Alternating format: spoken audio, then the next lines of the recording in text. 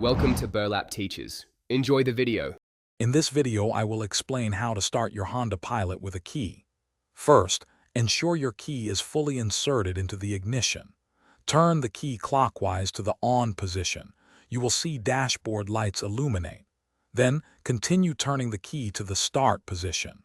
Hold it there for just a moment, typically 1 or 2 seconds, until the engine fully engages. Once the engine is running smoothly, release the key, and it will spring back to the on position automatically. Understanding your ignition's key positions is crucial for proper operation.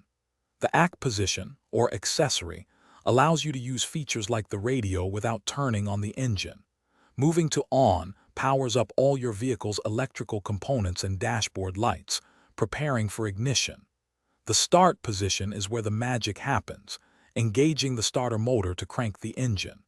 Finally, the lock position is for removing the key and securing your steering wheel. If your Honda Pilot isn't starting, don't panic. First, check your battery. A weak battery is a common culprit, often indicated by dim lights or a slow crank. If the key won't turn, try gently wiggling the steering wheel while turning the key to release the steering lock.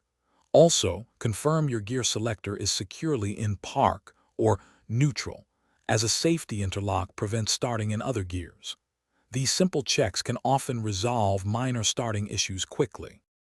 To ensure a long and trouble-free experience, always insert your key fully and turn it smoothly, never forcing it. Avoid leaving the key in the on position for more than a few minutes if the engine isn't running, as this can drain your battery. Regular vehicle maintenance, including battery checks and ignition system inspections, will keep your Honda Pilot starting reliably.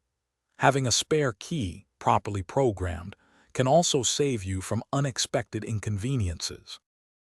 Thanks for watching. Consider subscribing if this video helped you.